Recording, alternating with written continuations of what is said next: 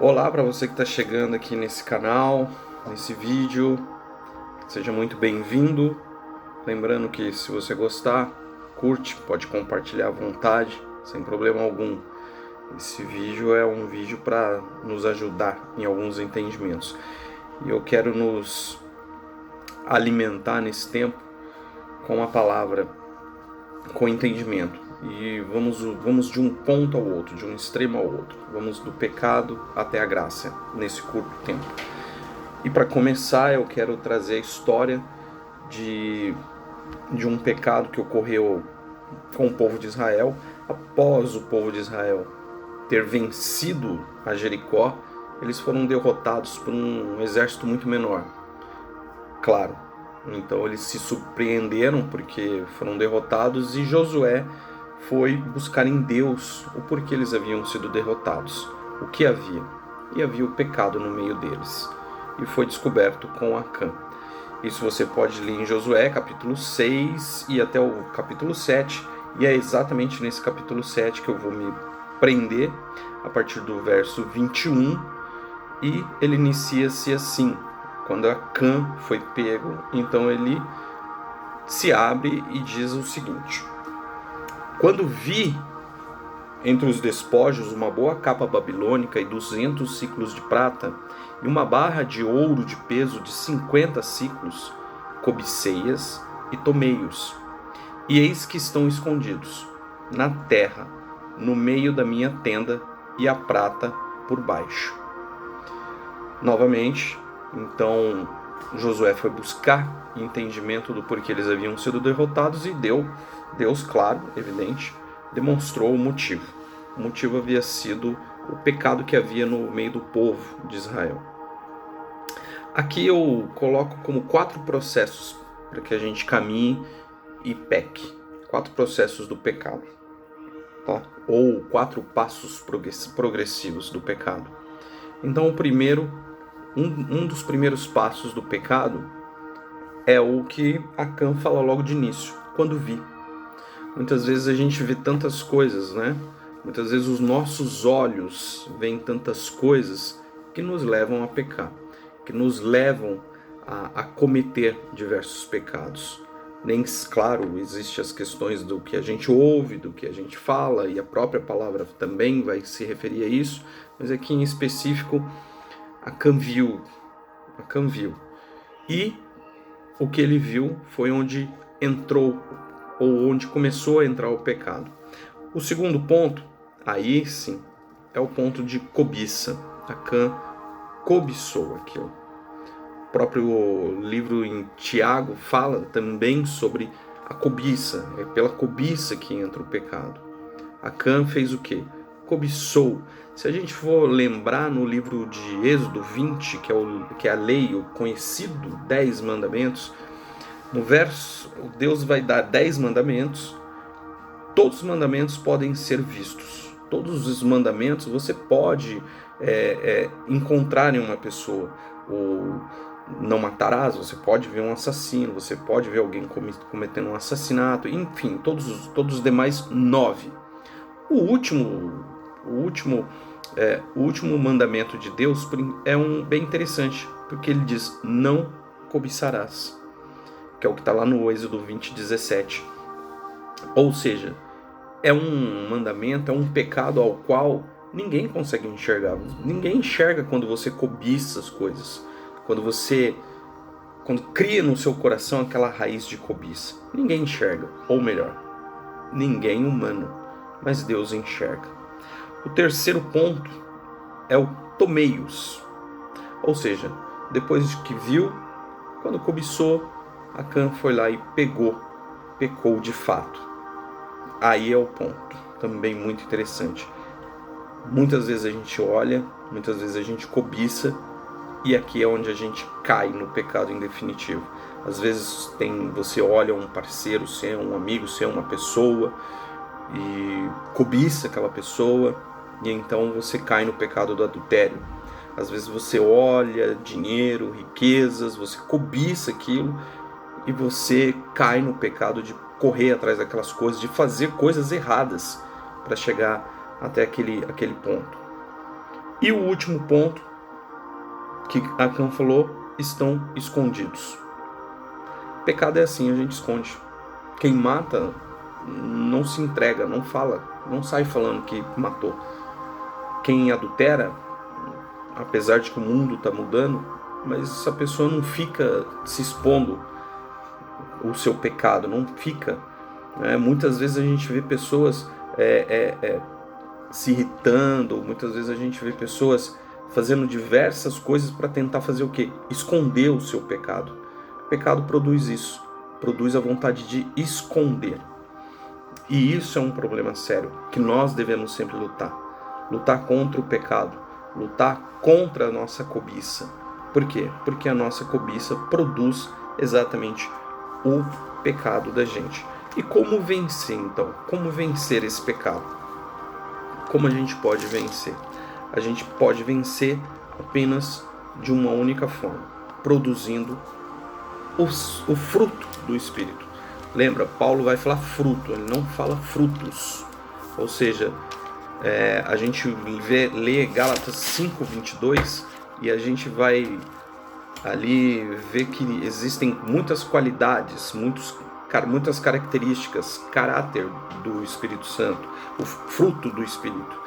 E a gente pode às vezes achar que, eu tenho um, então eu tenho fruto. Não, o fruto do Espírito é um só. Só para confirmar, Gálatas 5:22. Mas o fruto do Espírito é amor, alegria, paz, longanimidade, benignidade, bondade, fidelidade, verso 23, mansidão, domínio próprio. Contra essas coisas não há lei. Então, novamente, observa que Paulo vai falar fruto do Espírito. Ele não fala frutos. Então, se você tem ou se você conhece alguém que possui uma dessas características, é apenas uma qualidade da pessoa.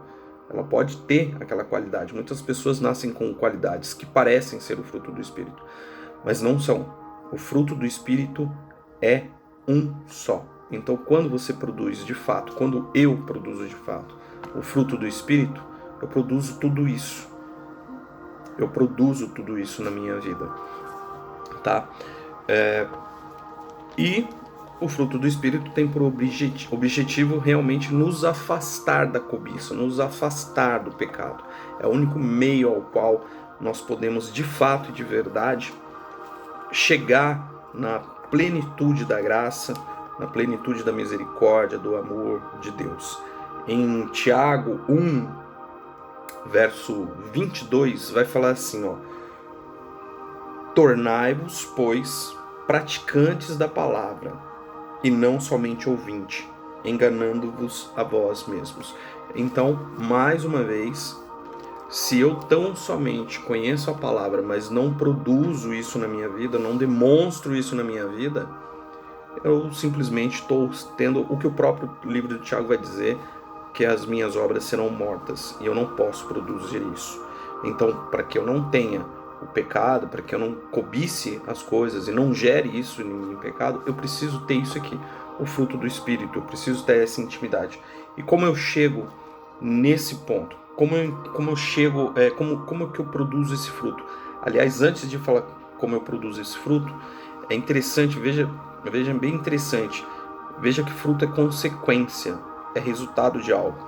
Um fruto você não conquista de um dia para o outro. Um fruto você planta semente pela palavra de Deus, é de Jesus. Um fruto você planta semente e ali você vai regando e ali ela vai crescendo, vai crescendo, vai crescendo, vai crescendo, até que se produza uma grande árvore e ali sim ela gera frutos. No caso a gente pode dizer, ali ela gera fruto. Então, para que você conquiste o fruto, você não conquista do dia para a noite. Você conquista apenas o fruto do Espírito quando de fato você vai, como a palavra diz, crescendo de glória em glória. E como então você produzir esse fruto? Como você sair da cobiça? Como você gerar graça na sua vida, graça de Deus? Para você chegar a esse ponto, então primeiro eu vou ler Josué 1:8, que vai nos dizer assim: Não cesses de falar deste livro da lei. Antes medita nele dia e noite, para que tenhas cuidado de fazer segundo tudo quanto nele está escrito. Então farás prosperar o teu caminho e serás bem-sucedido. Então, primeiro passo que você deve fazer, que eu devo fazer, primeiro, a meditação na palavra. A atitude de estar todos os dias ali caminhando com a palavra no coração, meditando sobre ela, observando a ela, para que então a gente possa sim começar a regar essa semente. Segundo passo, a prática da palavra. Tiago 1:22 que eu li. Então nós precisamos praticar, precisamos estar andando debaixo de uma prática da vida cristã, de uma vida debaixo da palavra. De nada adianta, como eu disse, eu apenas caminhar sem produzir efeitos. De nada adianta eu ser um grande conhecedor da palavra se eu não produzo isso em vida, se eu não demonstro isso em vida. Tá? Terceiro passo, Provérbios 4, vou ler aqui, verso 20, diz assim: Filho meu, atenta para as minhas palavras, aos meus ensinamentos inclina os ouvidos. Não os deixes apartar-se dos teus olhos, guarda-os no mais íntimo do teu coração, porque são vida para quem os acha e saúde para o seu corpo. Então, o terceiro ponto para que você produza o fruto do Espírito na sua vida, dá o primeiro lugar sempre aos ensinamentos de Deus. Dar o primeiro lugar à palavra, independente do que você esteja vivenciando. Nunca diga eu não tenho tempo para a palavra de Deus. Nunca diga eu não tenho tempo para Deus. Porque um dia Ele pode dizer que Ele não tem tempo para você. Então, que você esteja sempre disponível. Que você esteja sempre atento. Que você demonstre que você o ama de fato e de verdade. Que você demonstre que você o quer de fato e de verdade. Se você tem fome, você se alimenta, você não fica ali com fome e vai ficando e quem sabe um dia isso passa. Não, você vai lá e se alimenta. Por quê? Porque você gosta de comer, porque você quer alimentar o seu corpo. Então alimente o seu corpo com a palavra de Deus. Para que nós possamos enfrentar e vencer o pecado e não cair na cobiça, não cumprir essa falta desse mandamento, a gente só fazendo o que está lá em Gálatas 5, só produzindo o fruto do Espírito. Lembra do final do versículo de Gálatas 5, já no verso 23, que diz assim, que contra essas coisas não há lei. Contra essas coisas não há lei. Isso não diz que o fruto do Espírito faz com que você não tenha que obedecer à lei. Não é isso. Mas simplesmente o fruto do Espírito faz com que você cumpra a lei. Isso pode ser até um outro assunto para a gente conversar. Mas que então você fique abençoado nesse momento, que você pense um pouco mais sobre essas coisas, que você lembre-se que todos nós temos a cobiça no nosso coração e o único meio de vencê-la é com a palavra de Deus.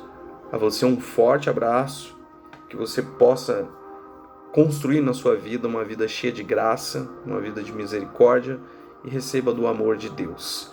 Que você produza o fruto, que você seja árvore frondosa, árvore cheias de frutos, para que então você possa estar debaixo sempre da presença de Deus. Tá bem? A você um forte abraço e até uma próxima. Bye bye.